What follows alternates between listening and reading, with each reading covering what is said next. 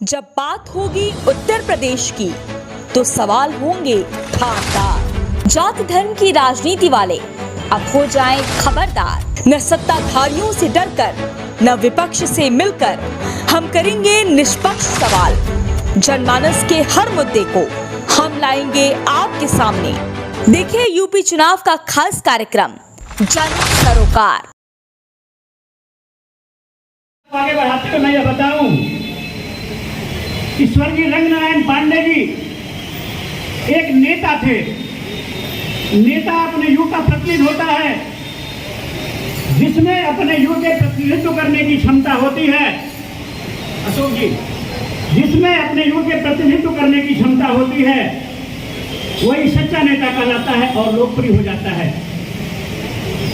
जिसके हृदय में तत्कालीन परिस्थितियों के प्रति सच्ची सहानुभूति नहीं होती, जिसका हृदय समाज की दीनहीन दशा को देखकर द्रवित नहीं होता, जिसके रोम रोम में दीनहीन शोषित समाज के लिए स्थान नहीं होता, सच्चे अर्थों में वह कभी भी सच्चा नेता नहीं कहा जा सकता।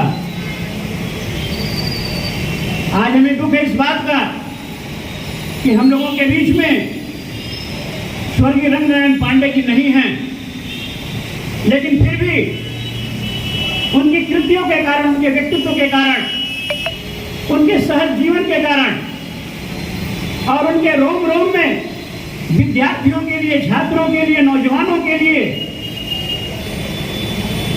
जो एक सोच हुआ करती थी, उसका परिणाम है कि उनके न रहने के बाद भी 43 वर्ष के बाद भी अभी तो इसमें से हमारे नौजवान जो सामने बैठे हुए हैं संभवतः उसकी आधी उम्र के भी नहीं होंगे। तो आज स्वर्गीय रंगनारायण पांडे जी के न रहते हुए भी हम इतनी बड़ी सभा, इतनी बड़ी संख्या में इस श्रद्धांजलि सभा में एकत्रित हुए हैं। यहाँ सामने बैठे हमारे छात्र भाई हैं। कोई भी मित्र, कोई भी मेरा छोटा भाई आकर के यदि उनके बारे में दो शब्द कहे तो यह अच्छी बात होगी। कम से कम लोग उनके बारे में जानेंगे, सोचेंगे, समझेंगे।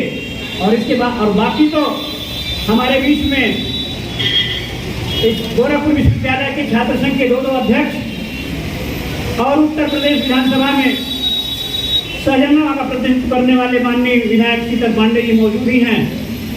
तो मैं उम्मीद करता हूँ कि कोई भी हमारे भाई आकर के उसकी श्रद्धांजलि सभा को संबोधित करेंगे और अपनी बातों को कहेंगे। अब कीजिए आदरणीय रंग बिहारी जी, छात्र नेता आदरणीय राणा फाटक जी एवं इस कार्यक्रम में उपस्थित नौजवानों की एक का जो जन सैलाब है, सभी भाइयों को मेरा नमस्कार। किसी भी देश और समाज में परिवर्तन का काम, किसी भी राष्ट्र में परिवर्तन का काम नौजवान ही करता है और व्यवस्था निर्माण में मजदूर, किसान, नौजवान की ज्यादा भूमिका होती है। आज हमें गर्व होना चाहिए कि हमारे देश में युवा पीढ़ी 65% है और ये ताकत हमारे हिंदुस्तान के पास है। और आज जो स्वर्गीय रंगनारायण पांडे जी की पुण्यतिथि मनाई जा रही है, वो युवाओं के नेता थे, वो युवा वर्ग के नेता थे और छात्र संघ के इस विश्वविद्यालय के महामंत्री भी रह चुके हैं। और सौभाग्य से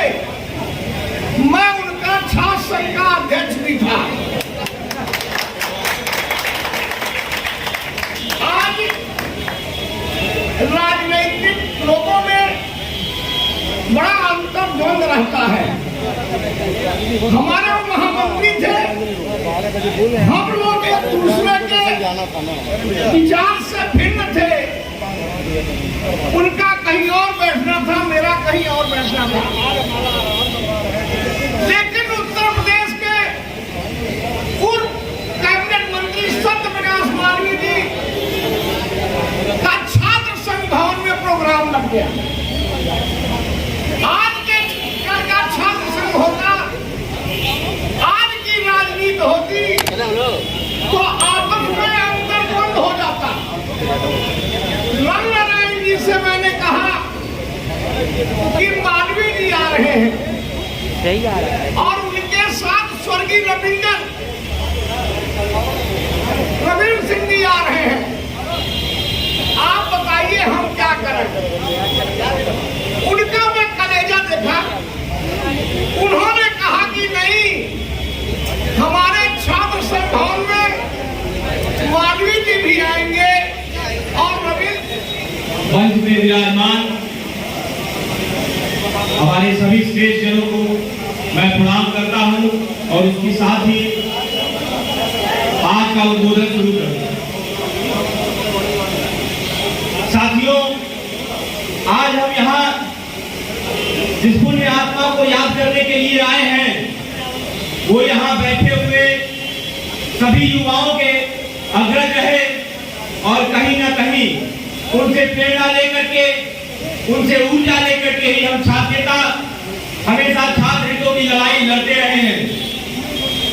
निश्चित रूप से भवन पे आकर के केवल फूल चढ़ाने से ही उनको श्रद्धांजलि नहीं मिलेगी, बल्कि हर एक छात्र की लड़ाई लड़ेंगे जब हम, और उस लड़ाई में जब सफल हो जाएंगे तभी उनको हम श्रद्धांजलि दे सकेंगे।